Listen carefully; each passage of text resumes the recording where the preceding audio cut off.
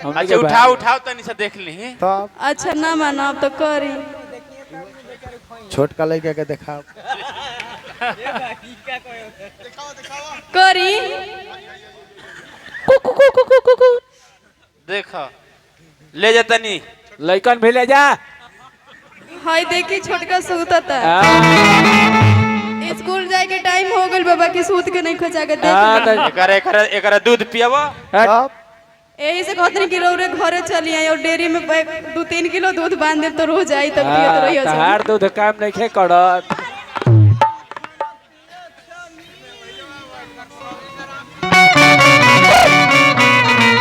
बढ़ा के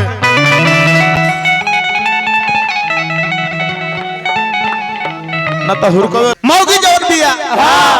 अजीत भाई हाँ जी बुआ आप हिंदी के गायक कभी जिंदगी में बन नहीं सकते हैं। नहीं। दुगोला गाइए। हाँ आज दुगोला गाने का प्रयास कीजिए। हाँ हिंदी सीखेंगे आपको हम सिखाने का प्रयास कर। अब पहले टेबल पर बैठ के कहेगा होता है तो दोनों गोड़ के तलंगड़ हवा ना। ना तू तो लोट हवा। नीचे बैठ जीता आराम से बोले। अब कितनी खड़ा होकर गई हर रंग लगावो।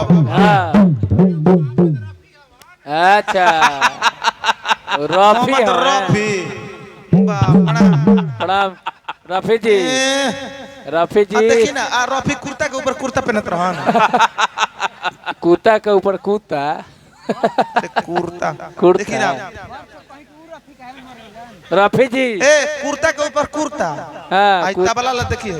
हाँ देखिए रफी जी रफी रफिया ये करे का दो किन कॉफी बौरा खौरा जान तनी बेआसन में यह कमी बा। हाँ बेआस सोचले से कि गा के हम अपन दु महला कली। हाँ आ झलवहिया का पलानियो न रे। अरे पूछो देखो क्या बुआ देखो ये अरे देखो सोना का बड़ा स्लेट। तू तार जितना विदाई मिलत है उतना के चाप पी जले से। ए बाबूआ देखिए ये हुरका हो। आ देखिए कैसे ही बाजी। हाँ देखिए उठावा है बेस के। तनी बेसवा उठा दो छोटू भैया। हेलो हेलो हेलो तुम ट्रेवल का बाप बेस बैठ जाओ हेलो हेलो मौगी कहते कि हे राजा जी हेलो कितना सुंदर तस्वीर है। कि अरे झूला में नया टोटा हो झूला में नया टोटा।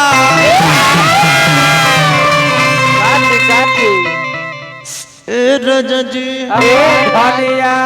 बोल हमर प्रिय अब के खड़ा हो गई मुंड बनावो। खार करके गई है। अगला पहलवान तन में टट रहला तब मन एने से बनेला। अब मैंने सब चला तनिया तू नहीं छोड़ तनी होने से टेबल मंगा दी। हाँ होने से बिछौना मंगा दी। हाँ। कुछ देर के बाद कहे के निहाली मंगा दी। हाँ कुछ दिन के बाद कहियो कि निरोध केहू के बारात में जाई हाँ। आ जाके कहीं की तनी दुगो रोटी के व्यवस्था करवा दी। हाँ। अरे सब खातिर पूरी बनल बा तोरा रोटी खाए के मन बता घरे से लेके आओ। हाँ बहुत चट कहीं के चुतिया हेलो फोर्स फेर लगो ऐसे से कि अरे झूला में नया टोटा हो झूला में नया टोटा। ए झूला में नया टोटा हो झूला में नया टोटा। ए छोटू जो बाना भइले खरगोश कोस नहीं झूला।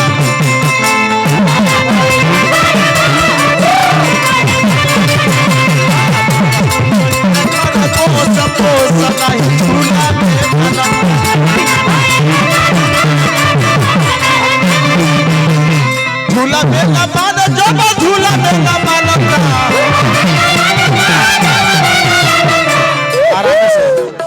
आराम से डाली। आई ले लो बाकी भैया रे सीए शेप में बानी बड़ी हलुक बा।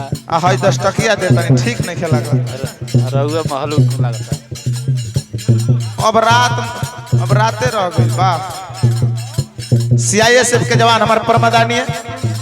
बिना भैया के छोट भाई बनी तो हमरो भाई बनी लेकिन उनकर से छोट बनी तो हमारा से बड़ बनी। अंतर तने बा ई ना है से हाय देखो झूला में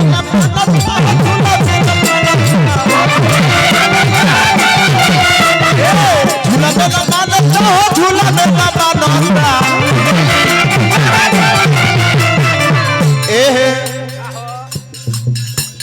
जो बाना भइले खरगोश पोष नहीं झूला में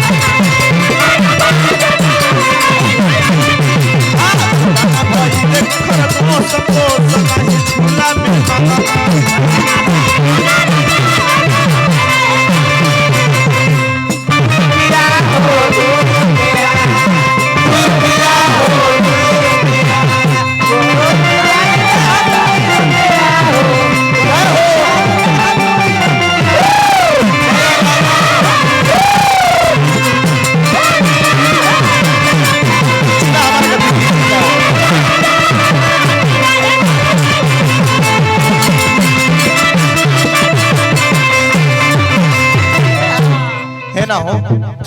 ये ना हो इनको रोक दे दी नीचे वाला मैसेज दे दी तो ठीक रही राजा लाउंसो करे के बा कि हमरा 20 रुपया मिलल है हमरा परमदानी हमारा विकास भैया के माध्यम से हर एक कलाकार का पुरस्कार हेलो नमो बता दी नमो अमन भाई के माध्यम से पुरस्कार आ दुल्हे सरकार मुकेश भैया बिहार पुलिस के जवान हैं देखें दुल्हा के हाथ से ना मिलेला नु तो हमन के बड़ी दुख लागेला काहे से कि जाइबा आगना में आ तनी मनी एगो कपूर जरा के साली है से करी के ना तो 5000 डाल देबो आता ना बारात के हम खुश रखत तनी 1000 ना चाहिए नु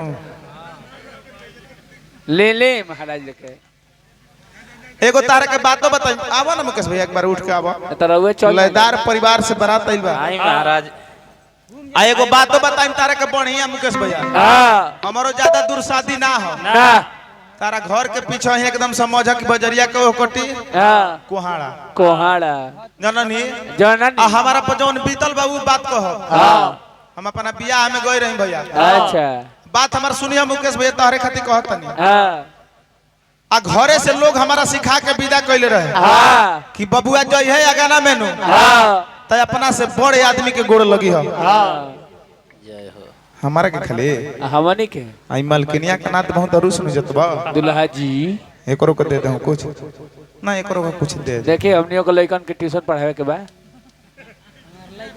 हां का कर हमार लइका पढ़ला बिना भी सुखल जाता है अबे अब हमनी के कोनो प्रॉपर्टी ले रहेंगे ले आहे नहीं देख हमनी के तो ए रहा हो सच्चाई बात बताओ तनी हां घरे से हमारा के सिखा के लोग विदा कइलो के बबुआ जई है नु हां आ अगाना में जे बड़ तोरा से लौकी अच्छा ओकरा गोड़ लगी हो हां आ गोड़ लगी हो तो ऐसे ना ना पैसा ध के गोड़ लगी हो हां आ हम गइनी अगाना में हां मुकेश भैया हमर बात सुन ताहरा खातिर स्पेशल कहत तनी हां आउ केकर खातिर कहती ना ना गइनी अगाना में हां जाते जाते देखनी के सामने ही ससुर जी बैठल बने कुर्सी पर हां बना लो एगो 500 निकलनी हां उनकर गोड़ पर ध के गोड़ लागले पढ़ाओ अबू का कइले कोहू में एगो आउ 500 फेट के हां आ 1000 हमारा के दे देले जब 1000 देले तो कहनी कि अरे अरे आता ना तो पैसा कोनो बैंको ना दी ना सूद बुझाता कि काम बन जाई हां आगे बढ़नी तो सास बैठ रहली हां उनकरा के देखनी कि रह 500 दनी तो 1000 मिलल हां बढ़ा के देखी का होला हां 1000 द के गोड़ लगनी तो लुकले वहां के दुगो 500 मिला के 2000 ला अब मन खुश होइल आउ मन बनल कहनी कि बुझाता कि नाच बजा के पैसा अगने में कहां निकल जाई हैले राज एक मिनट नाच बजा के पैसा लागत कि अगने में निकल जाई हां अब गनी तो एगो आर्मी में हमर साला बने ला उनकरा के सोचनी के मोट दी हां मोट 5000 रुपया उनकर गोड़ पर ध के गोड़ लगनी कि ना उ 5000 मिला कर 10000 अब ना लो अब हम कहनी कि टाइम पास कइला से फायदा बा ना ना रह एक बार काम अपन साधा एक सट्टा लगा दी 15-20 हजार मिला के हमारे बगली में रुपया रहे सोचनी कि गोड़ लागली 20,000 से कि 40,000 आई हां आ दोनों ब्याज के विदाई हो जाई हो जाए हाँ अब गोइनिया सोरहज एकदम जाने कि पर्दा तक खड़ा रहे छलकत अब 20,000 रुपया उनकर गोड़ पर धक लगनी कि ना ए भैया वो 20,000 लेके आया अपन सुधा मिल्क पार्लर में डाल ले आया अब हम खड़ा होके ताकत नहीं कि 40,000 कब आवेला बैंक में जाए तब न मिली अब हम भेड़ा में पड़ल बनी कि 40,000 कब आवेला मैं बारात के गाड़ी खुल गई विदाई हो गई बारातों के हम दुआरी तक खड़ा बनी तो लुकले गो वही गौवा के बूढ़ा बतरल कल कि हे बबुआ बबुआ हम देखो तनी तहरा सुबह सुबह मुंह सुखाइल बा का बात बा कहनी कि हे बाबा हमारा साथे राते घटना घट गइल बा तो कहले कि घटना ना हो हमारा गांव के नियम कि 5,000 तले देब तो मिल जाला 5,000 से जहाँ आगा बढ़ के देल तो हमारा गांव के बैल मर जाले पिया परदेसी आगावाना काना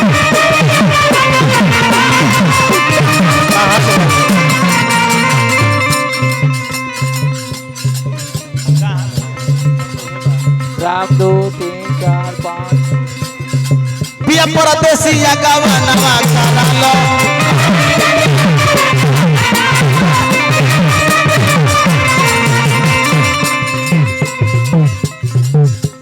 झूला में मानत हो झूला में